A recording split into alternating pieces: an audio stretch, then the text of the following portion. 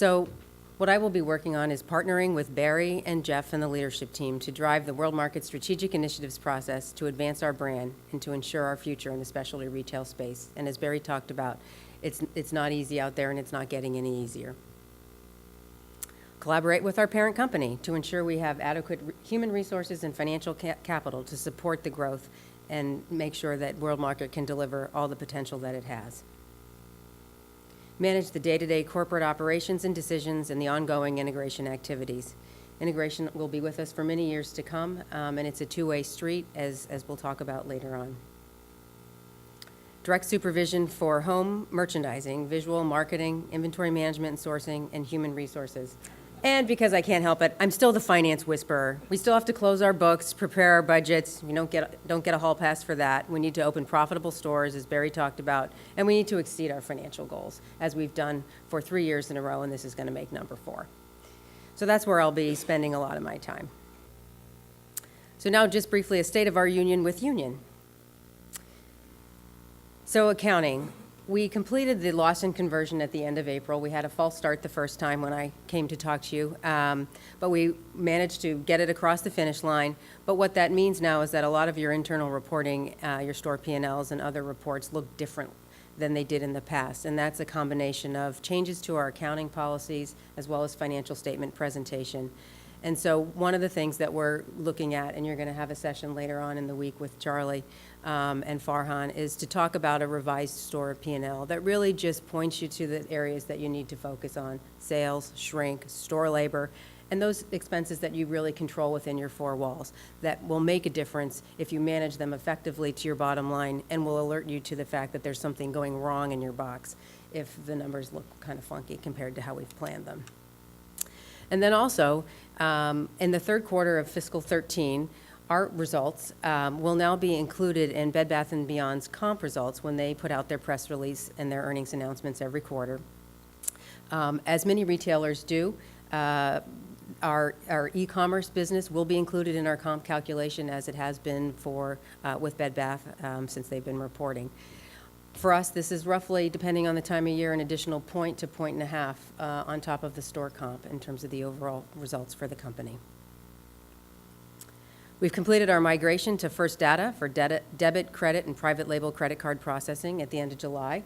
This should have been seamless for your stores, and there are significant savings tied to this for both World Market in terms of our fees as well as our parent company, because it puts us into a higher tier in terms of volume, and so everyone wins in this one.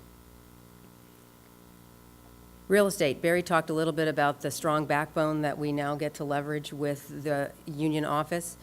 We have one of our own now in terms of a real estate director that reports up into the Union organization. Marilyn DeIlly was promoted to real estate director and now has her own territory supporting all concepts. So I think she may be around at some point during the week, so certainly give her a congratulations. Non-merchandise purchasing. So we've moved to a centralized model, which is something that we were planning to do at World Market even prior to the acquisition. And so now you're working with new vendors, whether it's for bags or supplies. We're ordering all our fixturing. Mel and his team have been working closely with Teresa and her group in Union to get all the fixturing to make sure that we can meet the needs and the timing of the relays that we do in our stores. And also the repair and maintenance portion of the work in the stores used to funnel kind of jointly between Tammy and Joel. Now is really handled by Joel, and Tammy's much more on the procurement side. Cotswold's going to be our first new store that's jointly opened with the Bed Bath construction teams and World Market teams. And so there are some changes to the process. We talked about last time we were together that fixturing will not come from our distribution centers. It will go directly to the stores, and there'll be a whole host of coordination activities that will be different than what we've done in the past, but could ultimately end up being significantly more efficient. So this will be our first one through. I'm sure there'll be some bumps along the way, so certainly keep the feedback coming, and then we'll continue to hone that process. Cross-concept merchandising. This is really just beginning in earnest, absent the food initiative, which has been going on for, I think, almost 4 years now. So we continue to do the store-within-store food initiative, including some beverage and potentially a standalone beverage store in New York, something that we're currently evaluating.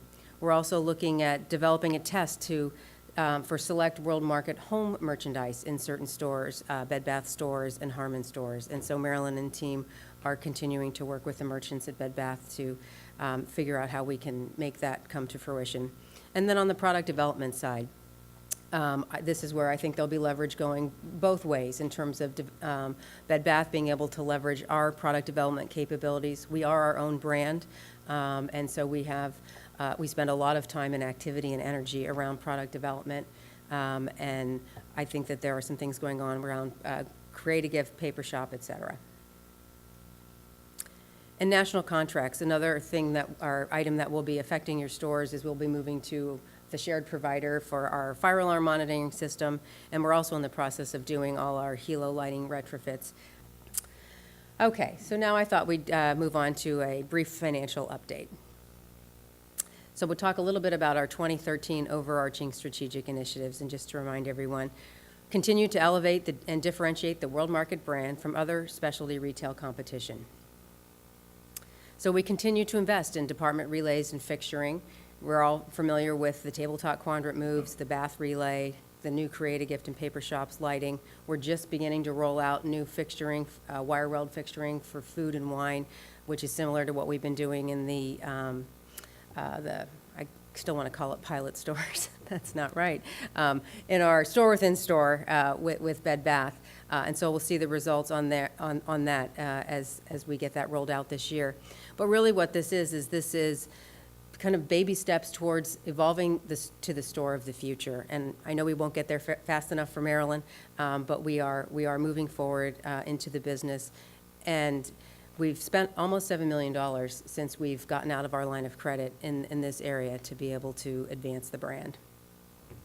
If you remember, we lived in our line of credit during the dark days. We paid that off at the end of 2010, and then really started to be able to moderately reinvest in the business. And so in the last 3 years, in total, between stores, IT, distribution centers, visual, et cetera, we've spent almost $60 million, or we will have by the end of this year. Maximize World Market's marketing efforts to reinforce our unique brand positioning and increase brand awareness and drive customer traffic. This year, we're going to relaunch the World Market Loyalty Program, and John will be talking to you about this. We started our program 3 or 4 years ago. Again, another garage project with spit and chewing gum, but we were able to get to critical mass.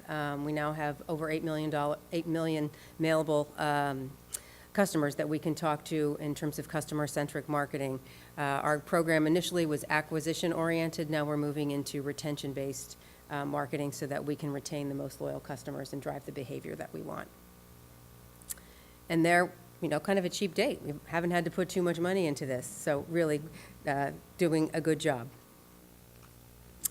Increase sales per square foot productivity in existing stores. So there's a lot of talk going on about this. I know Fred is kind of heading up the sales per square foot group, but some of the things that we're working on here are tiering and editing our assortments versus the prototype, and I think we all know that prototype is kind of a loose term. It only covers about half the stores in the chain, to increase the efficiency in the box. And that's not only from an inventory perspective in terms of making sure that we're in stock on the right types of goods all the time, and managing our markdowns, but also from a store labor productivity. So we're not having to have storage containers out back where we really don't need it. And again, that's something that our online store can help us with as we continue to grow the High Cube business. The Q lines rolled out now, or will be this year, to almost about half the stores, which really allow us to maximize impulse merchandising. We have a lot of categories that apply here, particularly at the seasonal times of year. Pick up for stocking stuffers or Easter, et cetera. These are high margin goods, and so we're really starting to take advantage of that. And then the last thing that I think Barry touched on was, the competition, particularly in the beverage area, which is the area that's got the most, well, I would say the most under siege at the moment in terms of competition, to develop competitive response plans that can be scaled to whatever market is in need of some assistance with encroaching competition. Accelerating our store growth in new markets and new states. So Barry put up his slide and showed you where we are today and where we're going. And I think ultimately, we've always believed we can be a 500-store chain, so we're just about halfway there. And Barry, I think, said our first threshold was 300 stores, so we should be able to get there pretty quickly. All stores that we've opened or relocated this year are exceeding pro forma sales budgets. Not sure who's doing those budgets now, but I'm thinking maybe we want to look at that. So we've spent about $13 million in the last couple of years opening new stores as we continue to grow. Continue to grow the e-commerce world market, the world market e-commerce business. Again, we relaunched the web last year under Jason's leadership, increasing the functionality and the look and feel of the website to be much more visually aligned with what you experience in the store, really creating an omni-channel view for our customers. And I won't get into his thunder, but we're testing a few things that are on this page. So we'll keep going. And again, direct-to-consumer capital, just under $7 million in the last couple of years. So you can see where we're investing in the business, certainly the growth levers. And as Barry also pointed out, we now are in a position where we're able to take some risks and try some things. We've got a balance sheet that will allow us to get into better locations in terms of real estate and also be able to fund the growth of the business. So I can't, do this without having the levers exercised, so we're going to do this real quickly. So this is where we are through week 22. And really, it's the anatomy of comp, right? All these levers put together develop our store comp. And this is just the store comp. We're not including Jason's numbers at this point. So for the first 22 weeks, traffic was just down slightly, just about flat. And a lot of retailers are struggling with traffic, even despite the improvement in the housing market.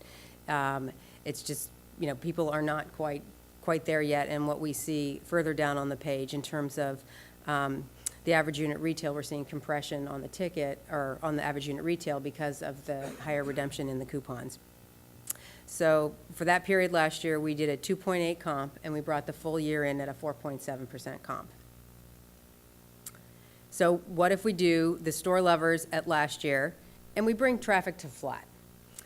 So if the store conversion's up 60 basis points, UPT's up 1.4%, and that ends up at a comp at 1.6%. That's below our financial plan for this period. Our financial plan for this period is about a 3.5 comp for those 30 weeks. So still coming up short. It's only a 2 comp for the year. So what if we do our current year-to-date increases and we add some traffic? So we get a point in traffic. We get halfway to our goal. Conversion goes up 70 basis points. UPT goes up 1.3%. We end up with a total sales comp of 1.8%, just slightly better. Not enough to get us there. Now if we put all levers at budget, 2% increase in traffic, 80 basis point improvement in conversion, and a 2% increase in UPT. That gets us there. That's a 3.8% comp for the last 30 weeks of the year, and it brings us in at a 3.4% comp for the full year, which is basically at budget.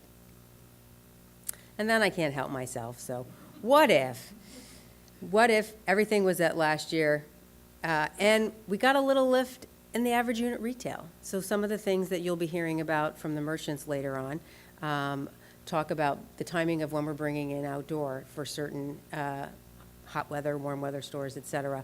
That's something that can really drive the ticket because it won't be discounted and it's high price point furniture. So if we get a little love from our average unit retail and we meet what we accomplished last year, and then we hit all our other financial targets, that puts us to nearly a 5 comp for that period, which sounds like something that we should be doing. And that brings us to a 4 comp for the full year. So I say we go for the 4 comp. What do you say? Woo-hoo!